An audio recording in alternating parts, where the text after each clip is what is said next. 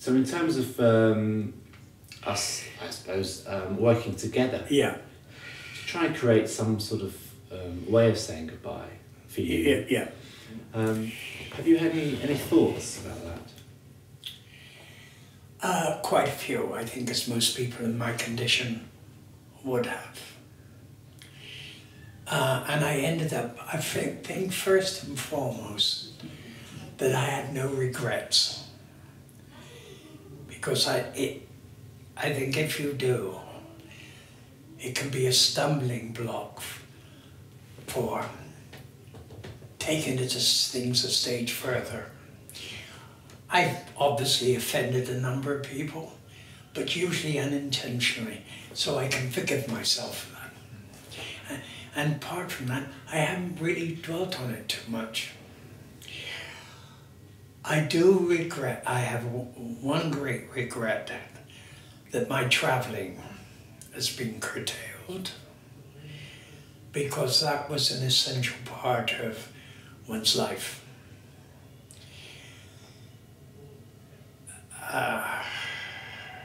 The great thing is one has had the experience of being to various places, done various things, maybe slightly off the beaten track occasionally, but at least sitting back, you've got your memories of them.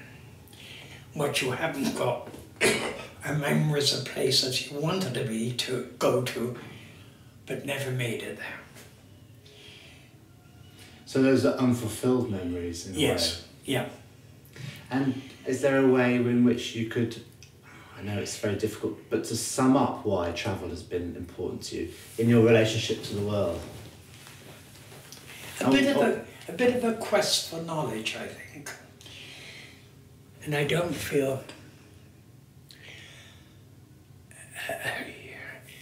you can judge people or a country to any extent, really, unless you've been there.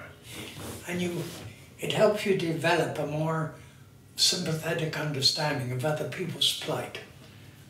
So, in our conversations, have you thought about a place that you would like to go to make this last journey, I suppose? Yeah. Yes, a trip up the Amazon, which is something I've always wanted to do. Couldn't afford it or had the time when one was younger. But then when you get older and you could afford it and the time, you're restricted not only by health, but age situation occasionally. Mm. And that is something that, if you like, bugs me. Something I should never be able to do. Doesn't matter if one had a miraculous cure or anything like that. And what is it about the Amazon that intrigues you? The unknown would be fascinating. So it would really be an experience of being in that water, travelling by boat, I think we're saying, rather than in the air, in a plane or something. Yeah. It's about being in it. And not by a very modern boat. I suppose if I'm to do this, I need to know what's I need to bring back to you.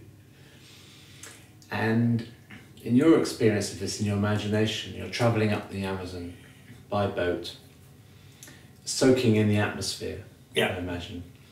So it's really I can imagine it being very humid. Yeah. And the challenge. The challenge. Very important. This is something I'm interested in because I think it would challenge me. Not just the trip itself, physically, but for me personally, to be able to attempt to encompass that journey and to be able to bring that back to you. Yeah. That's really my challenge. I'm sure it would. And do you think this would have really challenged you, this trip? Oh yes. Well, I couldn't do it now, health-wise. But even if you were healthy, do you think it would have challenged you? Oh yes, yes. I think we all need a bit of a challenge in life. And maybe when you know it's not going to be all that long, maybe even more of a challenge. I don't know. Okay. So at the moment I'm soaking in all the atmospheric things. Yeah. And are there cultural things you'd like to experience with the peoples there? The indigenous people, yes.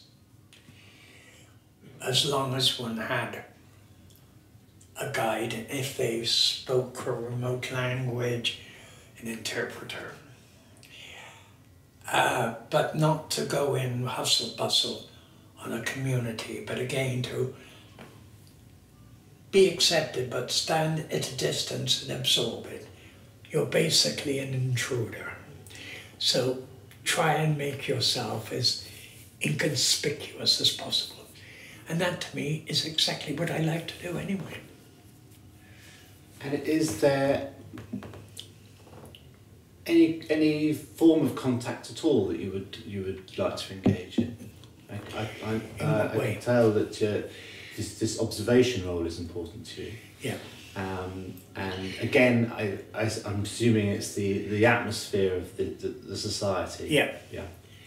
I'm wanting to know what makes local people tick and how they're satisfied or dissatisfied with their lot, their environmental situation, whether they have a quest to know things or acquire things outside their immediate area or circle or whatever one wants to call it. So are those the questions you'd ask? Yes. Okay. So could we... Only if I knew them to a degree. Okay. So if you managed to make a respectful contact... Yes. With an interpreter Yeah. who knew the language and the culture... Yeah. What questions would you ask them? Have you noticed, like some other areas, that when you get foreigners coming in, you're more inclined then to pick up their diseases?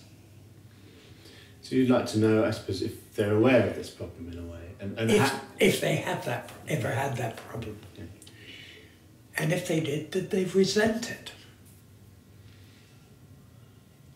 So what, in a way, what they feel about us? Yes, of course. Don't you want to know what other people feel about you? I mean, in a way, it's an interesting situation because you're standing back. Yeah. And it's almost a paradox or a dilemma, I think. Because they're standing back, being respectful and observing. But absorbing. And at the same time, you really want to know how they feel about you and your culture and where you've come from. Why it matters to me, don't ask me, I don't know. Well, I was thinking it could be that it's almost like a comparison. It's not a comparison, but it's a way of relating. And it's Yes. saying, how similar am I to you? Yes, Ultimately. yes, I would agree there. Are their beliefs and their religion, is that important for you to I would like an understanding of it because it may prove to me that everyone needs something outside themselves.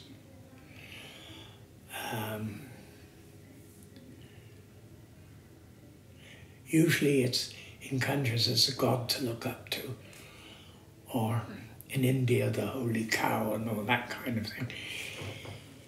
Is that any more than a young child in a pram holding its favourite cuddly toy? And everybody seems to need it, whatever it is. And what's yours? I'm willing to be convinced. Excuse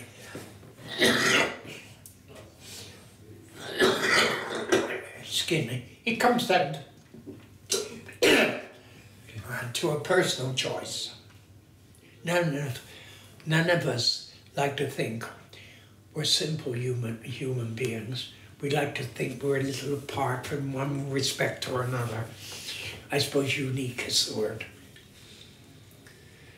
Is there anything you'd want me to bring back apart from my experiences? Do you collect things? Do you want to... If you're talking to people with say a terminal illness, why say collect? You know, what are material things going to do for you? What's the point of it? You're going to look down or upon it later on? The idea the idea of a souvenir is totally redundant, isn't it? Yeah. Well, in my opinion. Yes. But you may have different thoughts. Okay. My policy now is to get rid of clutter. And I mean, we're talking now, and if this journey goes ahead, it'll have to be planned relatively soon. Yeah. And I think we need to be honest with each other about the time scale of this. Yes. And when the exhibition would be. And when Yeah, when I have no film. idea of my times. Okay. Yeah. But hopefully I'll be able to do the journey and get back to you relatively quickly. I'm not planning anything, but I'm not in complete control. Okay. Do you think this journey might be, if I did this for you, Yes. it might be helpful or beneficial or worthwhile for you? That's a hard one.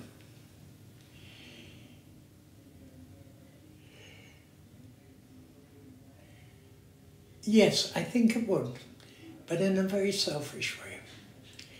That someone had put themselves out to begin with on my behalf. That would be important. That I can relive for seconds or half an hour, or whatever it is, something I've wanted to do.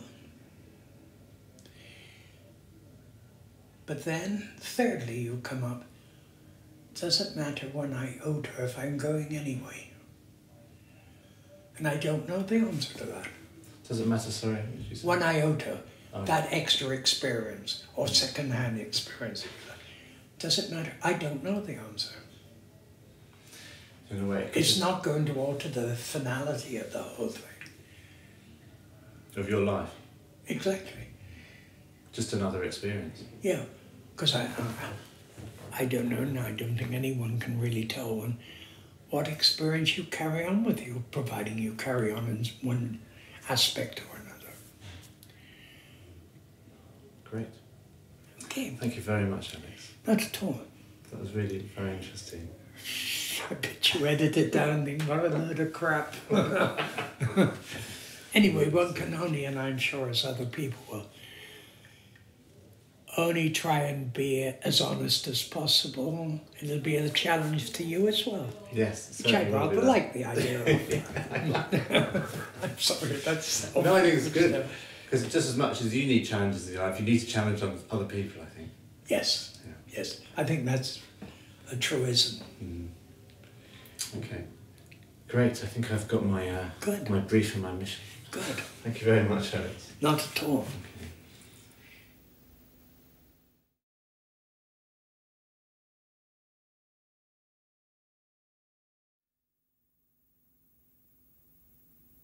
Right. Ready when you are. I don't really know where to start explaining. It was Different? It was wonderful. It was absolutely wonderful. I can well believe it. I think I should probably start really with the trip itself, because our conversations were all about going up the river Yeah, exactly. and meeting the indigenous people there. Yeah, And that's where I really felt the trip started. really. Yeah. What was the biplane like that you took though? Well, the plane was I've never interesting. been on a plane so small. Yes, it was like a toy, the plane. Of course, I've seen them, but never been on one. Well, maybe I should start from Quito. I took a 7-hour bus ride through the Avenue of Volcanoes. And then we got to a town called Shell. And obviously it was founded by the oil company Shell. Yeah, There's lots of oil exploitation there. still. Still, yes, it's a big issue there. I first saw the plane and it was just tiny. It's just a single propeller plane. Is it really? A tiny thing. And I sat in the plane, my luggage, and it felt like the inside of a Morris Minor convertible. I can well believe it. And the windows were sort of flapping open, and it was all a bit strange. And what about your close proximity to land or water? It was quite low. Was it? Yes, quite low. Well, they fly quite low. You must have felt every tremor, as it were. Everything was shaking all the time. It felt very flimsy. Except you, of course. Yes, and it felt very flimsy. It was very exciting. And when we went up into the clouds, the moisture, all the rain came into the penetrates. plane. Yes, that I've heard. Yeah, so we got quite wet. Yes, that I've heard, because they're not terribly robust in any sense of the word. But it was incredible seeing all that green. I bet. Seeing that canopy stretch for as far as you could see. That I would have loved to have seen. Yeah, it's just so immense. It just went on and on and on and on. I think in a way it's quite awe-inspiring. Yes, in a way, I think. Yeah. In a way. But then you start picking up details, looking down, and you start seeing rivers, small tributaries, and you see occasionally a huge white tree. Every sort of few minutes or so, you see this huge white tree, almost like it's dead. Huge white tree. Is its bark? And I learned later that that's the kapok tree. Ah. And a very important tree. Oh, yes, quite. For the tribe I was going to see. So we landed after about half an hour.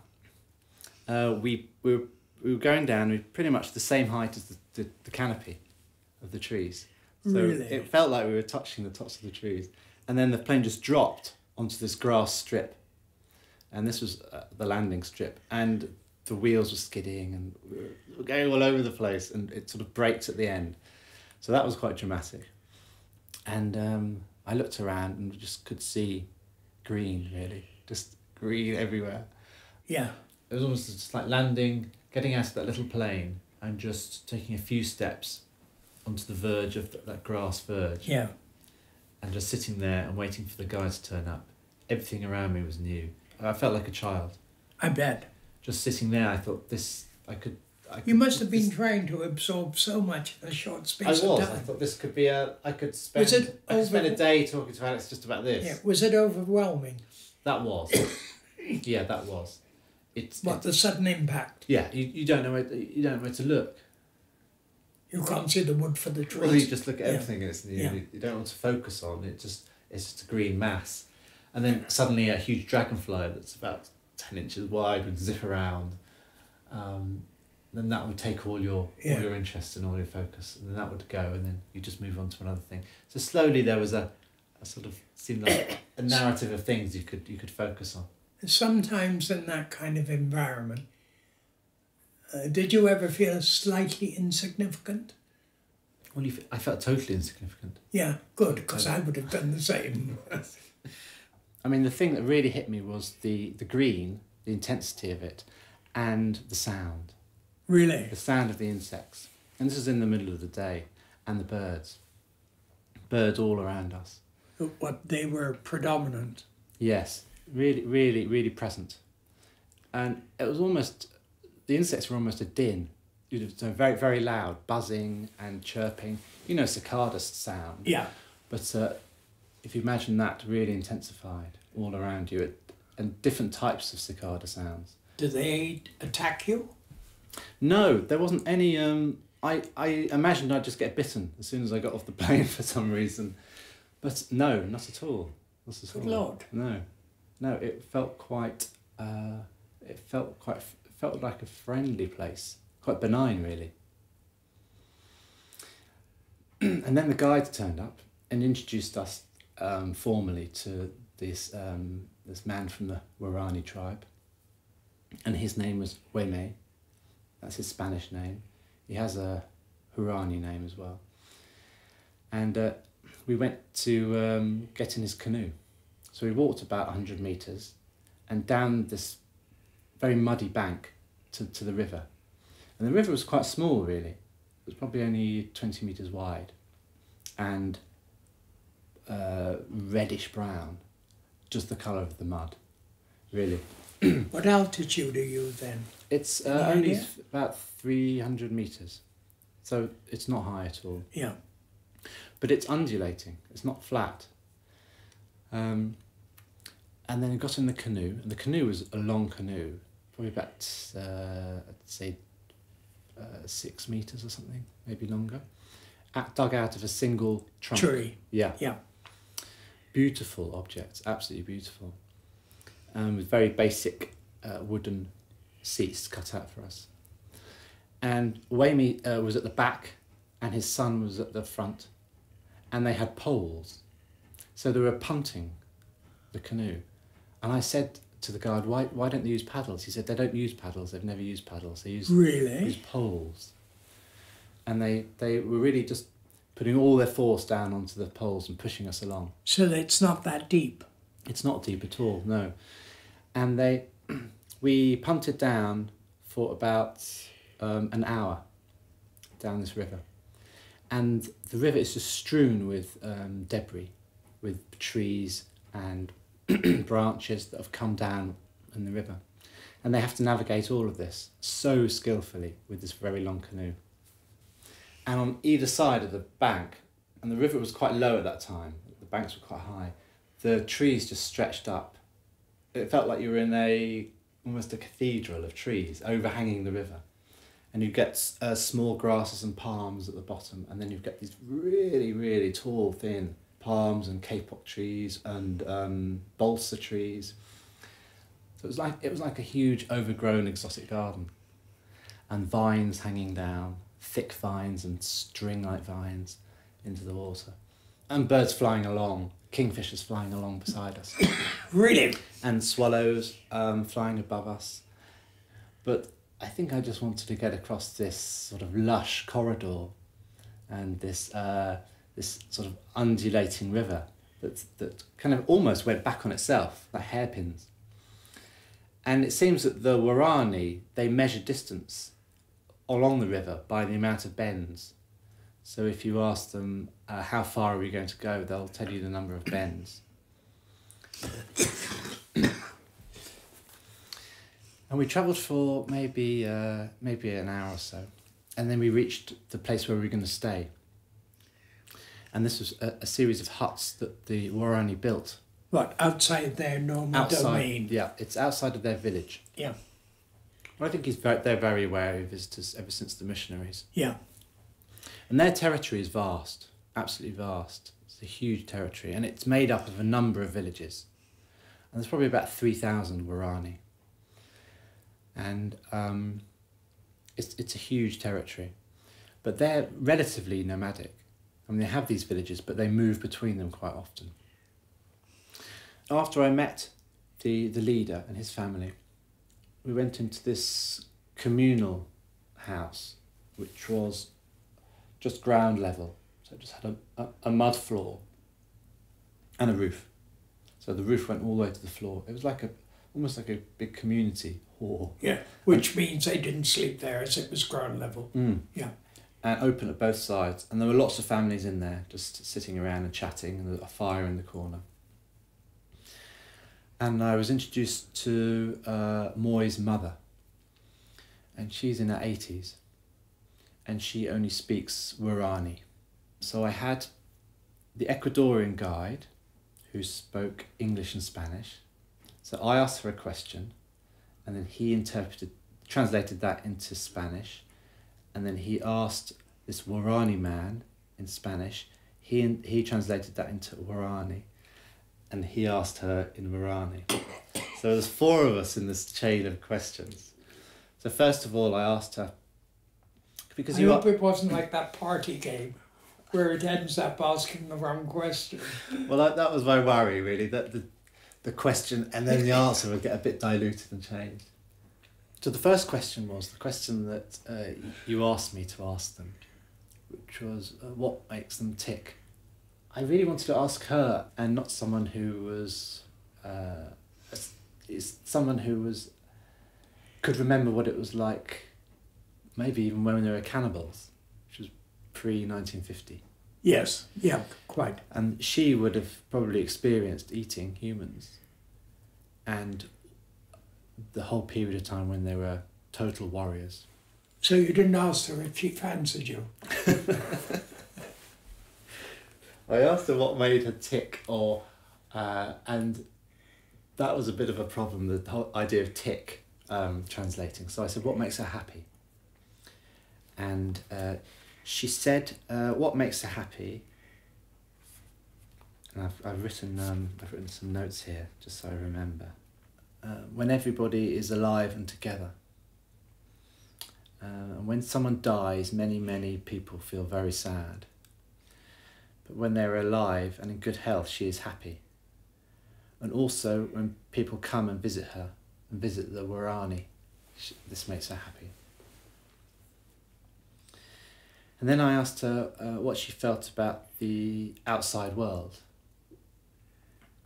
And she talked for probably about half an hour.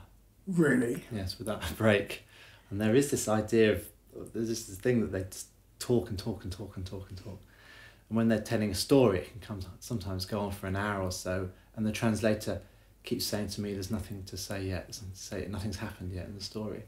They talk about very minute details, sometimes with no point at all to the story. But presumably this is because they have all their requirements to hand. They can go out and hunt. They don't have problems in that respect.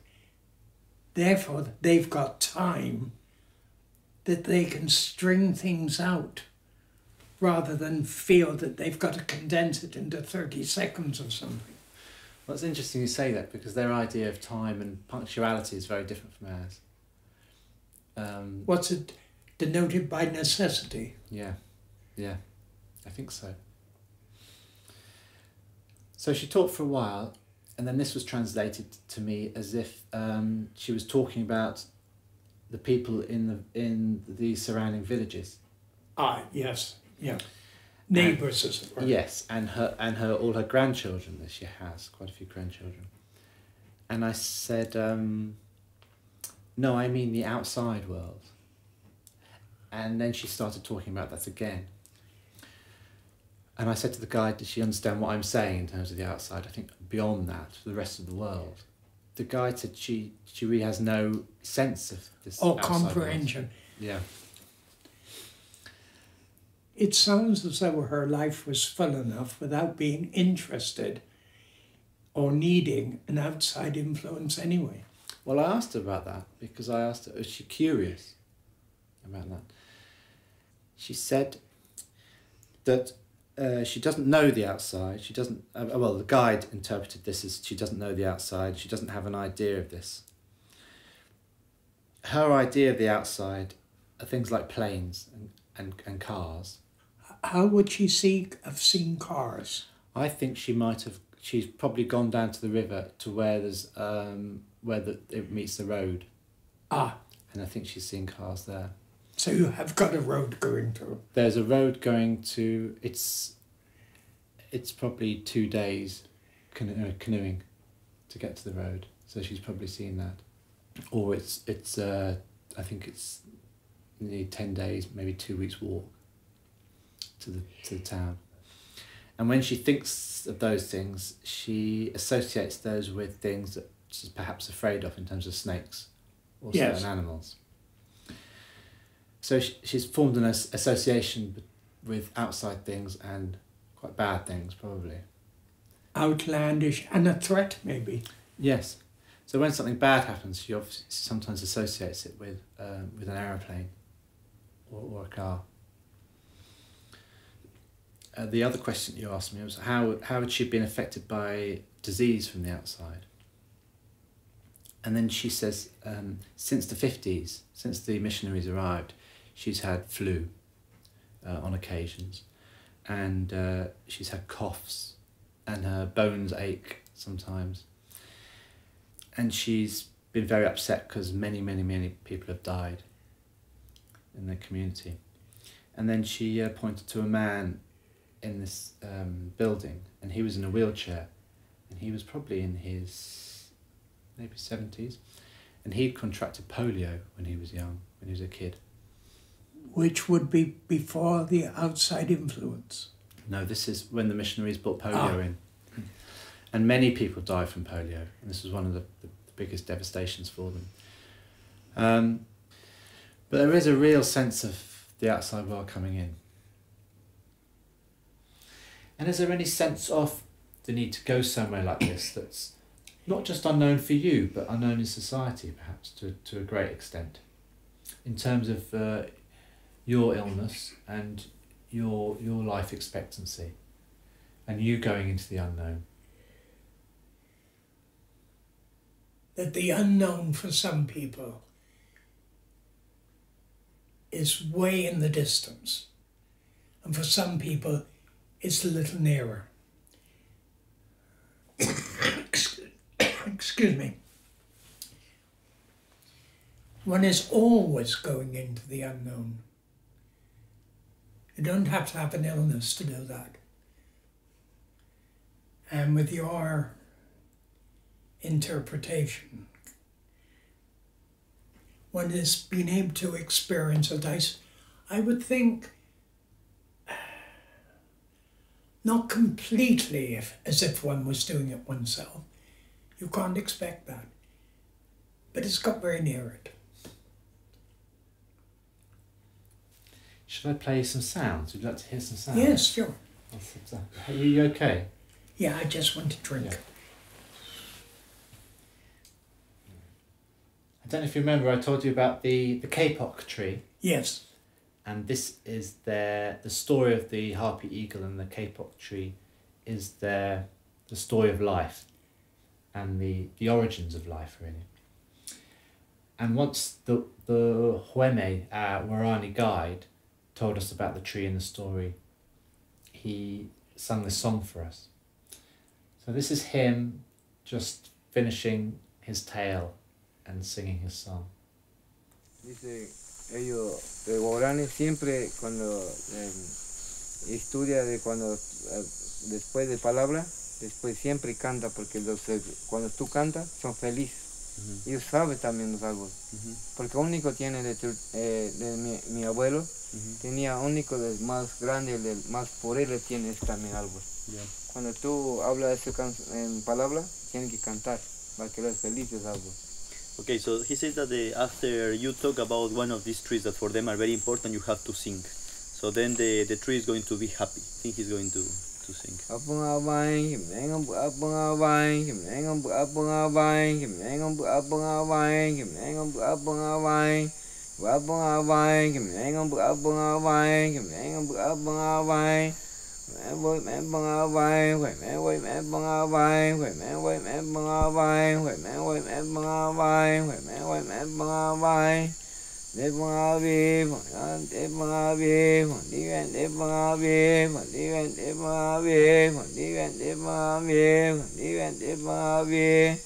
Anh baka, anh kim baka, kiwen anh baka, kiwen anh baka, wa mum baka keraino, wa mum baka keraino, motam ni, chu. Ese cantaba así.